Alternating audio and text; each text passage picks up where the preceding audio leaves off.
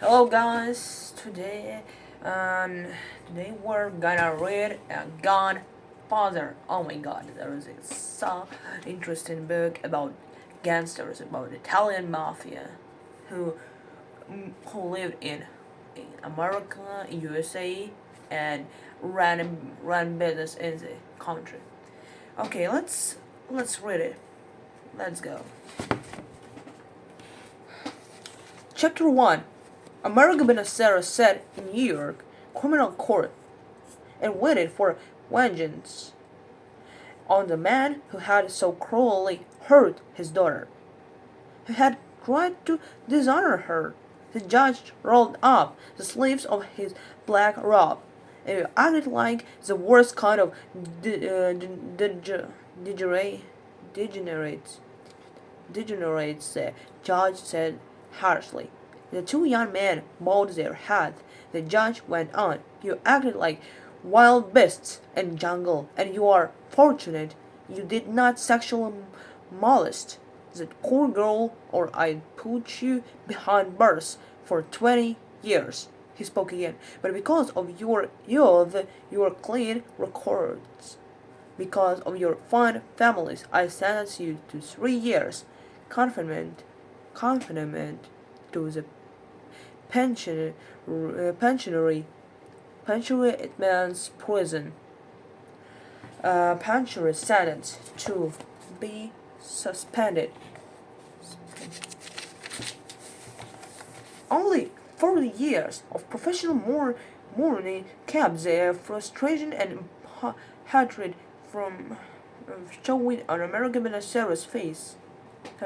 His beautiful young daughter was still in the hospital with her broken jaw wired together. And now these two animals, it means here, it's a bad word about this two really bad men. Okay, went free. It had all been a first. He watched the happy parents around her darling sons. Oh, they were all happy now. They were smiling now, out of control, when Sarah shouted, "You'll weep as I have wept! You will make you weep as your children make me weep!" A huge bailiff moved quickly to where Sarah stood. But it wasn't necessary. But it was not necessary. Sorry. He turned to his wife and told her, "They have made fools of us." He paused and then made his decision for justice. "We must go on our knees to Don Carleon." In a richly decorated Los Angeles hotel suite, Johnny Fontaine was jealously drunk as an ordinary husband. It was 4 in the morning, and he was having drunken fantasies of murdering his wife when she got home. If she ever did come home, it was too late to call his first wife and ask about the kids, and he felt funny about calling any of his friends. Now that his career was going down, he heard finally his wife's key in the door, but he kept drinking until she walked into the room and stood before him. She was to him so very beautiful, the angelic face, violet eyes, and the delicately fragile but perfectly formed body. 100 million men all over the world were in love with the face of Margaret Aston and paid to see it on the screen. Where the hell were you?" Johnny Fontaine asked. "Out fucking," she said. He jumped over the cocktail table and grabbed her by the throat. But close up to that magical face, the lovely violet eyes. He lost his anger and became helpless again. She screamed, "Johnny, not in the face. I'm making a picture." She was laughing. He punched her in the stomach and she fell to the floor. He fell on top of her. He beat her, but he was not hitting her hard enough. He couldn't, and she was giggling at him. Spread out on the floor, she taunted him between giggles. "Come on, stick it in. Stick it in, Johnny. That's what you really want? Uh, Johnny Fontaine got up. He hated the woman on the floor, but her beauty product protected her. Margaret rolled away and got to got to her feet, facing him. Poor Johnny. Goodbye, Johnny. She walked into the bedroom, and he heard her turn the key in the lock. Johnny sat on the floor with his face in his hands. The humiliating despair him, overwhelmed him. But as he had learned to survive the jungle of Hollywood, he picked up the phone and called for a car to take him to the airport. There was one person who could save him. He would go back to New York to the one man with the power, the wisdom he needed, and a love he still trusted. His Godfather, Carleon. The, the beggar Nazarene, still dusty, with floor, scrawled at his wife and his daughter, Catherine, and his baker's helper. Enza, his helper Enzo. Enzo was one of the many thousands of Italian army prisoners. He loved daily to work in the American economy, but he lived in constant fear that he would be sent back to Italy. Nazarene asked fearlessly, "Have you dishonored? Have you dishonored my family? Have you given my daughter a little package to remember you? By now that the war is over, and you know America will kick your ass back to your village full of shit in Sicily." And the very short, strongly built boy, but put his hand over his heart and said, almost in tears, "Padrone." It's sorry from Italy. "I swear by the Holy Virgin, I have never taken advantage of your kindness. I love your daughter with all respect, and I ask for her hand. But if they send me back to Italy, I can never come back to America. I will never be to marry Catherine." Catherine was weeping. "I'll go and live in Italy," she screamed in her face, and her father. "I'll run away if you don't keep Enzo here." Nathan glanced at her. She was a hot number. She was a really hot number. It means she was a really hot girl. Maybe many men I like to start a relationship with her. Okay, he had seen her bride. No, okay, hot number. This daughter of his. He had seen her brush her buttocks against Enzo's front. The young man's hot love would soon be in her oven. Nathan thought Enzo must be kept in America and be made an American citizen. And there was only one man who could arrange such an affair, the Godfather, Don Carlin. All of these people and many others received invitations to the wedding of Miss Constanza Corleone, to be celebrated in August 1945. The father of the bride, Don Vito Corleone, never forgot his old friends and neighbors, so he himself now lived in a huge house on Long Island.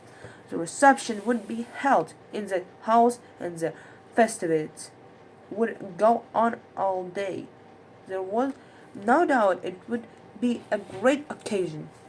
Occasion means like event like meeting, occasions like event. When you're done, I don't realize this meeting, but it happened. It's like event. No, not accepted event, not accepted meeting. Occasion. If I don't understand this word, please come write me down below, and maybe I'm gonna know about this word correctly. What does it mean? The war with the Japanese had just ended, so there would not be any fear for their sons. fighting in the army. A winner was just what people needed to show their joy. And so on. The Saturday morning, the friends of Don Corleone came from New York City to do him honor. They bore cream-colored envelopes stuffed with cash as bridal gifts, not checks. Inside each envelope, a card established in the identity of the giver and the measure of his respect for the Godfather. Don Vito Corleone was a man to whom everybody came for help, and never were they disappointed. And disappointed, it means to be disappointed means to be sad. Don and this man never disappointed about Godfather. It means never were sad about Godfather. He made no empty promises. Only one thing what required that you yourself state your friendship, and then Don Corleone would take that man's troubles to his heart, and he would solve that man's problem. Sorry. His reward, friendship, the respectful title of Don, and sometimes the more affectionate situation of Godfather. Reward is like gift or present. It's like title. Yeah. Um, and perhaps to show respect only never for profit. Some humble gift. Humble gift. No, it's like not. No, it's not really a small gift. A little gift, like something like that. It was understood. It was mere good manners, is to say that you were in his debt, and that he had the right to call upon you at any time for some small service.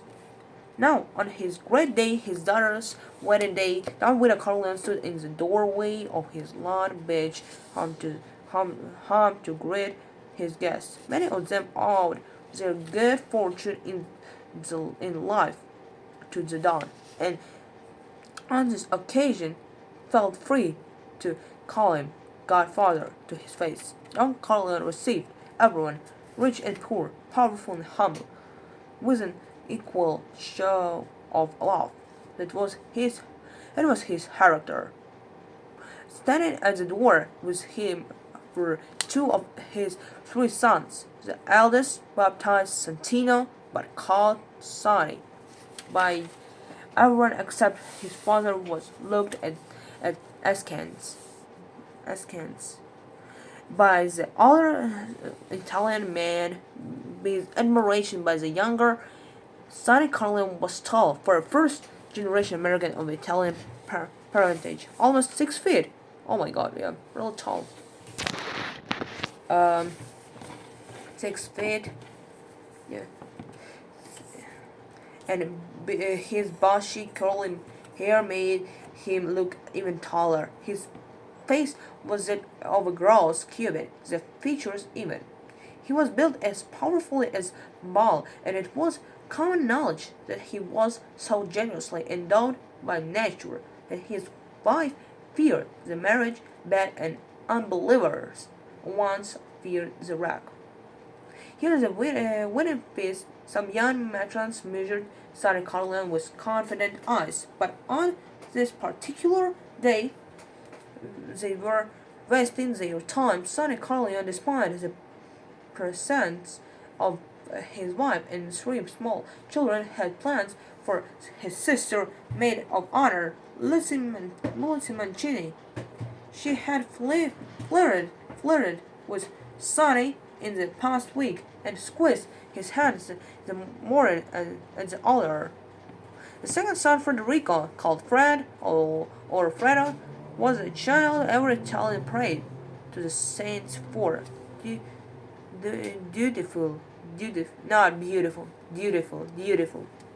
Loyal, always at the service of his father, living with his parents at age 30.